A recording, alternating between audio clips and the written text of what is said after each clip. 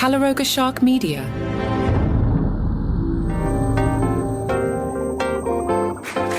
Oh, this one should be fun. Hi, I'm Johnny Mac with your daily comedy news, a daily briefing on stand-up comedy comedians and the comedy industry. We got to talk about Gabe Iglesias, but first, a check-in with late night. Jimmy Fallon reminds us the big story continues to be Iran, as we're in day 4 when he told the joke of what the Pentagon is officially calling Operation Now What?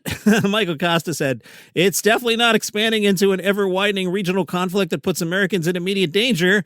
Fallon again. President Trump took questions in public for the first time since he attacked Iran, and he admitted he has no plan for who should take over the country. Apparently, he's very close to listing it on Facebook Marketplace. Love it. Colbert said they're going to have to post the job on Indeed.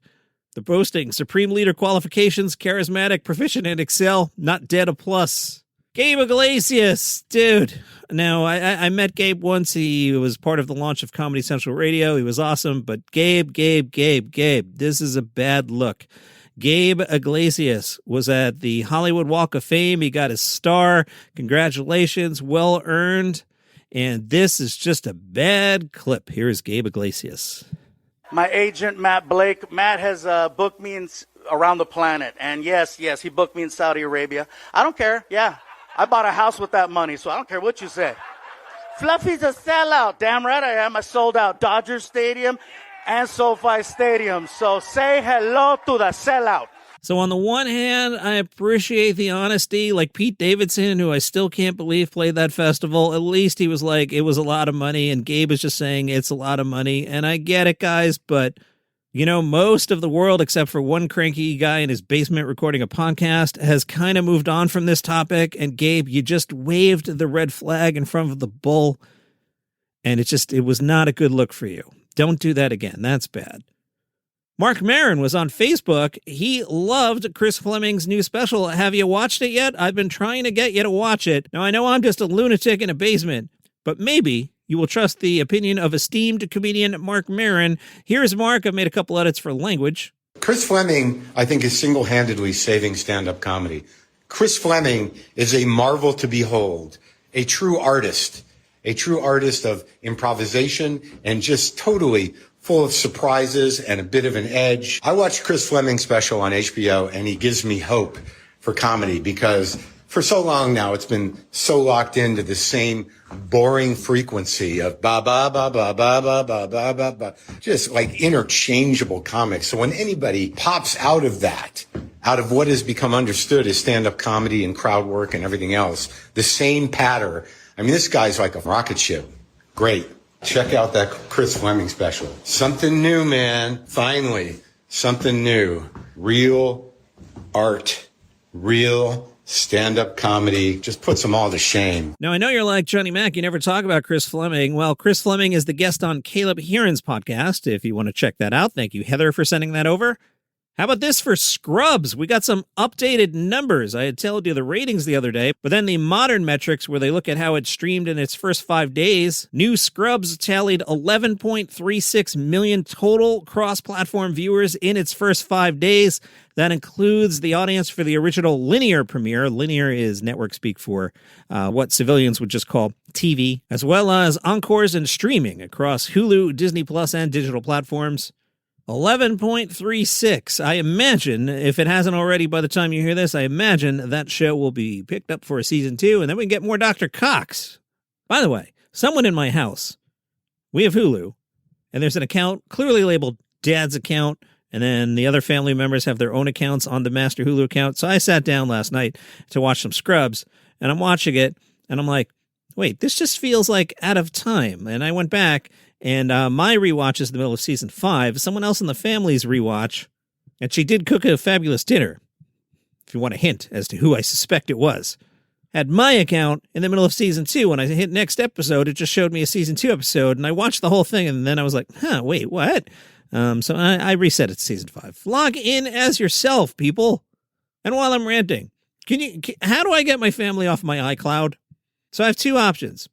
I could bail and create a sub account, but then I have to remake all my music playlists, and I'm the one paying for the iCloud, or I kick them all off. Now, I have told the children, when you turn 30, and they've got some time, when you turn 30, I'm kicking you off iCloud, you're getting your own Netflix, I'm kicking you off everything.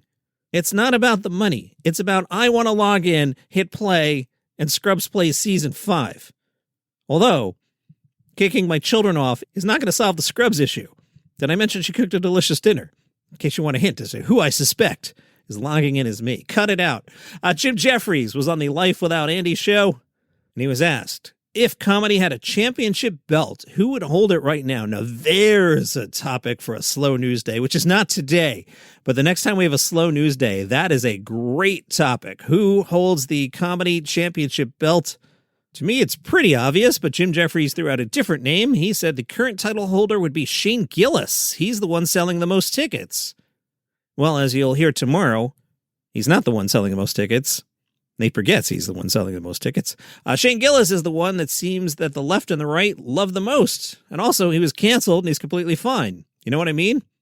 But he would be the one that would be the biggest. For ticket sales, Gabriel Iglesias. No one sells more tickets than Gabriel Iglesias, man. He sold Dodger Stadium twice. Plus, he sold out the Riyadh Comedy Festival, which bought him a house. Yeah, I bought a house with that money, so I don't care what you say. Fluffy's a sellout. Jim said, I'm just happy where I'm at. Even if I'm at the bottom of the table, I'm happy to be playing in the Premier League, and I could be relegated at any time. I love it. Taylor Tomlinson said playing cruise ships are really tough because everybody's coming to see you essentially for free. You're just another activity that's available on the boat. And you're not as good as a water slide. That's hilarious. Most people were there with their families or on their anniversary, and I was like 21 talking about dating being weird. I usually did a lot of crowd work on cruise ships. The other comic that would be on with me, he'd have an hour about the cruise ship, and I was like, oh man, I'm not good at this. I think those were the hardest for me. Churches, if you're clean, they're pretty nice, but you have to be squeaky clean. I'm not talking like send your transcript to the Tonight Show and have them approve it. I'm talking insanely clean. No innuendo, no light swearing, don't get too dark or too negative. But if you can stay within those parameters, the audience tends to be supportive. Back at Sirius, I always had the hardest time programming the clean comedy channel. First of all, there's not all that much clean comedy. You would think that would be the easy one to do. No, the dirty channel is very easy to do. The clean channel, you have to find material. And then people like Bill Cosby, who are the bulk of your library, you know, kind of get in the news, and then you have to pull all the Bill Cosby clips out, and that makes life even harder. But as a rascally young man who grew up in New York City, I had a different feel for what is clean or not. I eventually settled in on like Dolly Parton jokes, if you know what I mean. Like there's a way to do a Dolly Parton joke without saying anything. I kind of drew the line there. But boy, I kept having to dial the language back. There'd be words that'd be like, really? We're offended at that? Okay. Folks did not like any sort of coded drug reference, so that had to come out. So I hear you, Taylor Tomlinson. She said, I could tell you when I was 21 and I was opening for big church comics, it was like $1,000 a show. That was hard to lose. At a certain point, I told my manager I couldn't do churches anymore. She told the manager, just don't even tell me if we get offers.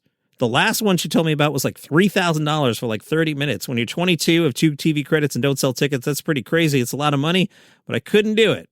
They asked Taylor Tomlinson about late night. You know, she walked away from the Late Late Show. My personal conspiracy theory, and again, I can't scream this loudly enough, I'm not blaming Taylor Tomlinson, but I do think Taylor Tomlinson walking away from After Midnight did open the door to a discussion of, do we need any of this? Again, I'm not blaming Taylor Tomlinson. I just think it's a butterfly effect. Taylor said, I can't believe they canceled Colbert. It's interesting how the argument is like nobody wants to watch people talk. People are watching hours of people talking on podcasts on YouTube and now Netflix. I'm doing all these podcasts, and it's so interesting, too, because you got to go to some studios. It's a TV show. They have a team of 8 or 9 people, 20 lights, and a beautiful setup. As for walking away, it was tough. I decided that I couldn't come back before the show was renewed. It was sort of a muddy timeline because the decision had been made to be renewed, but I didn't know about that. So it wasn't as simple as they told us you're being renewed, and I went, no, thank you. That's not what happened. From the beginning, I was always like, if I can do both, I will do both. But it reached a point where I was touring. I was doing press for the show. I was doing the show, and I had some health stuff going on. I just couldn't do both things anymore. I so badly wanted them to just hire someone else to host it because I think there were so many comedians who would have been absolutely amazing hosts for that show, and it's unfortunate that they didn't go that direction because in the 2 seasons we did, we got it to a format that CBS seemed to feel good about. It's a very different show than the one I signed on for, and I was really happy with it and proud of where we all got it. The hardest decision I've ever made professionally by far was not to come back for a 3rd season, but I couldn't sustain it. You know, that got me thinking. I wonder if they'll bring that back. Like, could you just at 11:30 do a show called Before Midnight and get a new comic in there and run that format? Because that one's not that expensive to produce. Or do you just throw on CSI reruns and get the same number? Probably that. The Hollywood Reporter said to Taylor, what was surprising is the format seemed like a workable evolution for late night. Panel shows are less expensive and do well in other countries. Taylor added, it was a great opportunity for comics to get in front of a new audience and get a TV credit and make jokes in a way that didn't burn material on stage. I'm really grateful that I got to be part of it as long as I did, but when Colbert got canceled, it was like, holy cow, really? How long would we have been on if they were going to cancel Colbert? You know what, Taylor? My guess is a long time.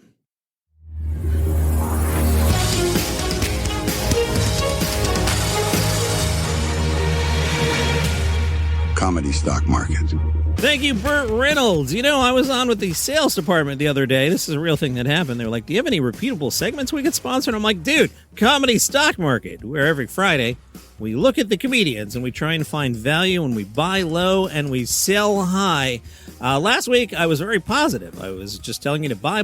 Today, I have one buy, one sell. The buy, let's get some more Chris Fleming. You listened to me last week and you bought Chris Fleming stock, right? Your Chris Fleming stock is way up, and I think there's a lot more upside there. So let's buy some more Chris Fleming. For my sell, let's get out high on Gabe Iglesias. I don't like the look. Again, I get it. It's a lot of money, but dude, you have a lot of money. And it's not a good look. So simple comedy stock market today. We will buy Chris Fleming and we will sell Gabe Iglesias. Yeah, I bought a house with that money, so I don't care what you say. An article in Deadline, as Netflix targets podcasts, comics weigh the risk of leaving YouTube. They point out not too many comedians have jumped to Netflix podcasting. Sure, there have been a few notable exceptions, Chelsea Handler and the Workaholics, both coming through a deal with iHeartMedia. Netflix first commissioned an original was the Pete Davidson Show. But Deadline writes, still, given Netflix's outsized role in today's comedy business, with the Comedy Festival coming up in May, many expected to see more comic-driven podcasts bound for the service by now. Some sources attributed the lack of comedians to the way the streamer is structuring its deals as a license. Netflix does not have an official podcast boss. The deals are run through the teams of Lawrence Smith, VP of Content Licensing and Programming Strategy, and VP of Nonfiction Series and Sports, Brandon Reig. The Netflix podcasts have been required to strip their feed of new video episodes from YouTube, which stands in contrast to Hulu's strategy. Hulu is windowing episodes, so they premiere on Hulu and then they can go on YouTube the next day. Netflix pointed out there are audio feeds for every podcast, so you can listen if you want. What's the big deal? A source says the price to engage with comedic podcast talent has been a lot higher than he believes the streamer expected. The quote, I don't think they realize just how much money some of these talents are making when they are majority participants in ad-supported revenue. Alan Abdeen is the head of ad revenue and partnerships at YMH Studios, the company founded by Tom Segura. His advice, regardless of how many millions of dollars are being offered, he would never advise talent to take a new captive audience at the expense of alienating the core audience that got you to where you are now. I'll translate. You go behind the paywall, and a lot of people don't follow you. He says you're basically telling your community, you'll watch it where I tell you to watch it, versus we'll meet you where you live. He explained the money. You can have your AdSense. Those are like Google ads. You can have your host-read ads. You can have dynamic and programmatic ads.